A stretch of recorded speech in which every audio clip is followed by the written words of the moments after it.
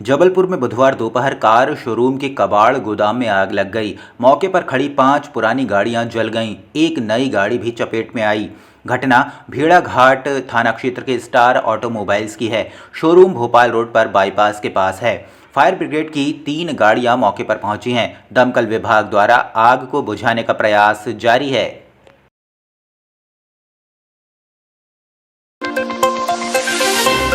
जबलपुर के भेड़ाघाट थाना क्षेत्र अंतर्गत अंधमुख बाईपास के आगे भीषण सड़क हादसा हो गया। हादसे में मेट्रो बस चालक और स्वराज माजदा चालक को गंभीर रूप से चोटें आई हैं।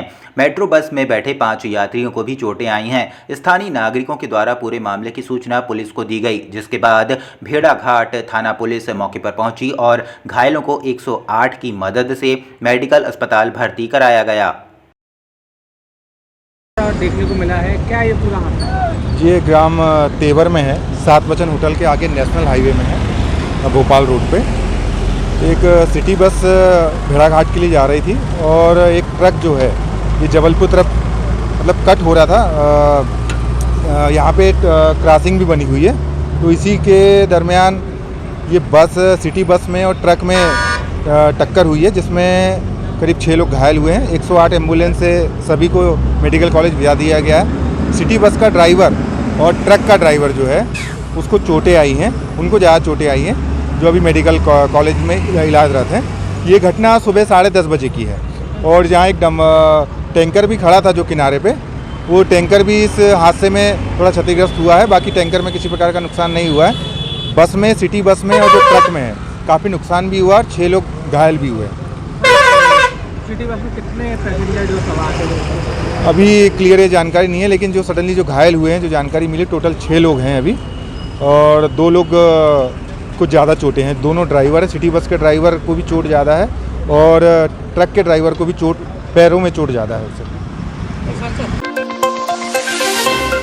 जबलपुर चौकी प्रभारी विनोद पाठक के अनुसार श्रीमती पूजा ठाकुर द्वारा धोखाधड़ी का मामला दर्ज किया गया था, जिसमें दस्तावेजों के आधार पर विक्रेता सोनू खांडेकर तथा अन्य के विरुद्ध अपराध धारा 420, 467, 468, 471, 120B का मामला जांच में लिया गया है। धोखाधड़ी मामले में 3000 रुपये के नामी आरोपी मनीष पटेल को विधिवत गिरफ्तार कर माननीय न्यायालय के समक्ष पेश करते हुए पूछताछ हेतु रिमांड पर लिया जा रहा है।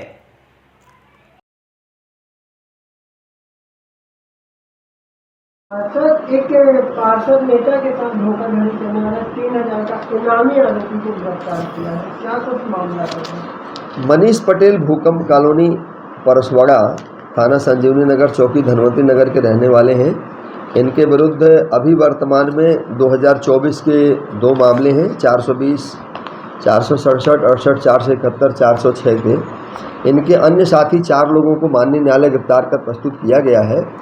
कल ये हमको उखरी चौगड्डे पे हमारी पुलिस टीम को मिले थे, तो इनको गिरफ्तार करके लाया गया है। पूछताछ कर गिरफ्तारी करके आज माननीय न्यायालय प्रस्तुत किया गया और पुलिस रिमांड भी, इनसे अन्य दस्तावेज जब्त करने हैं, पुलिस रिमांड भी हम लोगों ने लिया है।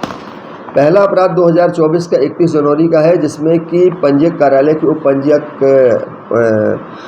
पूजा ठाकुर, जिन्होंने एक एप्लीकेशन दिया था और इनके दस्तावेज, जिसमें एक मुख्तियारनामा को इन लोगों ने गलत मुख्तियारनामा तैयार किया था और 4 लोगों के साथ मिलकर के धोखाधड़ी करी थी। दूसरा प्रकरण पार्षद जीतू कटारे हैं।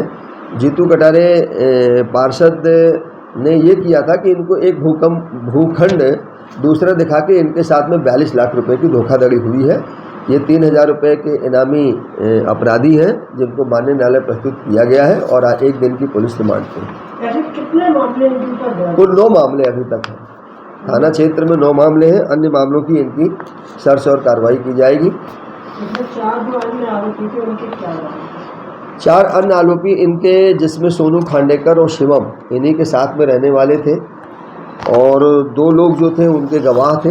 इन लोगों ने फर्जी एक मुख्तियारनामा तैयार कराया था।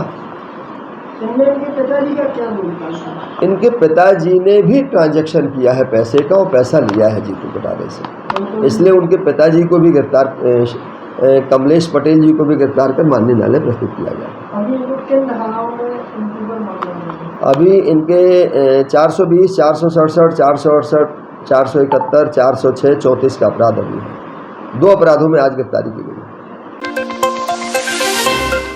एक्सपायर हो चुकी सिट्राजिन दवा का जखीरा जबलपुर की सड़कों पर फैला हुआ मिला है। सड़कों पर हजारों की संख्या में एक्सपायर हो चुकी दवाओं के सड़कों पर देखकर स्थानीय लोगों का नगर निगम और स्वास्थ्य विभाग के खिलाफ खासा आक्रोश है।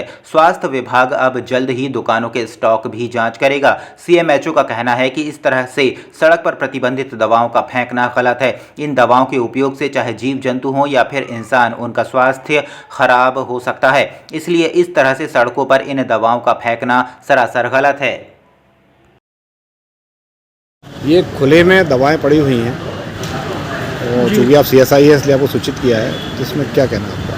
जी, सुबह हमारी टीम जब सफाई करने आई तो इस संबंध में हमको सूचना प्राप्त हुई थी कि यहाँ चंद्रिका टावर के पास किसी ने खुले में दवाइयाँ फेंकी हुई हैं। इस संबंध में आसपास मेडिकल की कई दुकानें हैं तो उसमें हम पता करवा रहे हैं कि किसके द्वारा ये इस तरह की हरकत की गई है। उस पर हम पता करके उस पर विधि सम्मत कार्रवाई करेंगे और लोगों से अपील करेंगे और उन पर कार्रवाई करके थोड़ा उन पर डर बनाएंगे कि इस तरह की अगर पुनरावृत्ति दोबारा होगी तो उन पर और बड़े एक्शन लिए जाएंगे। इसमें क्या कार्रवाई होती है आप लोगों की तरफ से? देखिए, खुले में किसी भी तरह का कचरा या किसी भी तरह की इस तरह की चीज़ें फेंकना कानूनन अपराध है, जिस संबंध में हमारे द्वारा चालानी कार्रवाई की जाती है और दुकान के द्वारा जो भी इस तरह की कार्रवाई की जा रही है उस पर हम जो भी विधि सम्मत नियम अनुसार कार्रवाई होगी वो उचित कार्रवाई करेंगे। क्या शुभ नाम आपका? वैभव तिवारी, सैनिटरी इंस्पेक्टर, जोन क्रमांक 13।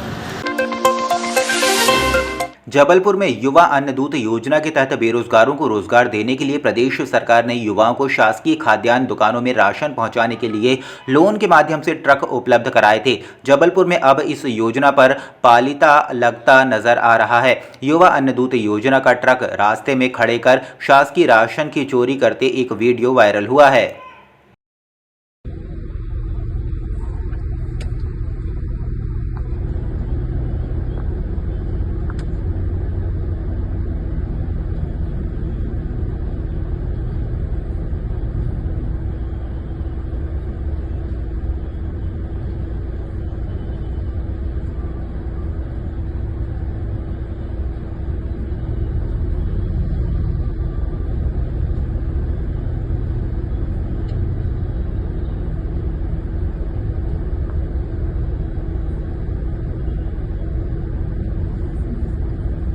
जिस तरह की विजुअल अभी दिखाया जा रहा है और काफ़ी चर्चा में इस तरह की कार्रवाई की जाए। हाँ, ये मैंने देखा है। जो मुख्यमंत्री अन्न दूत योजना का ट्रक है, उस ट्रक में से कोई व्यक्ति एक बोरा उठा के मोटरसाइकिल पर रख के या स्कूटी टाइप की कोई चीज़ उस पर रख के ले जा रहा है वो।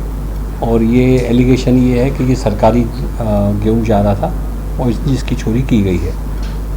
इसकी जांच के लिए मैंने जो है हमारे जो खाद्य विभाग के जो अधिकारी हैं उनको कहा है। उन्होंने इस ट्रक को आइडेंटिफाई भी कर लिया है और जांच भी संभवतः उनकी कंप्लीट हो गई होगी। अभी जांच मेरे समक्ष प्रस्तुत नहीं हुई है। जिस प्रकार से जांच आएगी उस संबंध में फिर निर्णय लिया जाएगा। सर, बहुत से राशन दुकानों की भी ऐसी शिकायत आती है कि राशन दुकानों से बोरियां इस तरीके से उठकर और किराने दुकानों पर जाती हैं, तो इसके लिए कोई क्या हेल्पलाइन नंबर या कोई जगह है जहां पर उपभोक्ता शिकायत कर? देखिए, एक बड़ा सिंपल सा 181 नंबर है, 181। इस 181 के नंबर पर कोई भी व्यक्ति शिकायत कर सकता है कि उसको राशन नहीं मिल रहा है। राशन मिलने की जो व्यवस्था है वो ये व्यवस्था है कि आदमी के बायोमेट्रिक सत्यापन के बाद राशन मिलता है, कि जब तक आप अंगूठा अपनी मशीन पर नहीं लगाएंगे तब तक आपको राशन मिलेगा नहीं।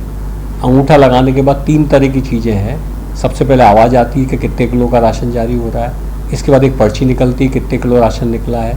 और तीसरा, संबंधित व्यक्ति का मोबाइल नंबर यदि रजिस्टर्ड है तो उस पर SMS आता है। तो इन 3 कारणों के अलावा किसी अन्य चौथे कारण से वहाँ से राशन की ब्लैकमेलिंग हो ही नहीं सकती। मतलब सर, राशन दुकानों से किराना दुकानों तक जाने के भी विजुअल्स आते हैं, तो ये बात सही कह रहे हो, ये आप सही कह रहे हो। हम समय समय पर राशन दुकानों की जांच भी करते हैं। मैं आपको ये बता रहा था कि यदि उपभोक्ता जागरूक है और कितनी क्वांटिटी में उसको मिल रहा है उसके बारे में यदि वो जागरूक है तो फिर राशन की दुकान से ब्लैक मार्केटिंग होने की संभावनाएं जो है अति न्यूनतम हो जाती हैं। फिर भी यदि इस तरह की कोई शिकायत है किसी पर्टिकुलर दुकान के बारे में, हम लोग जाँच कर रहे हैं। बीच में कुछ दुकानों पर कार्रवाई भी हुई है।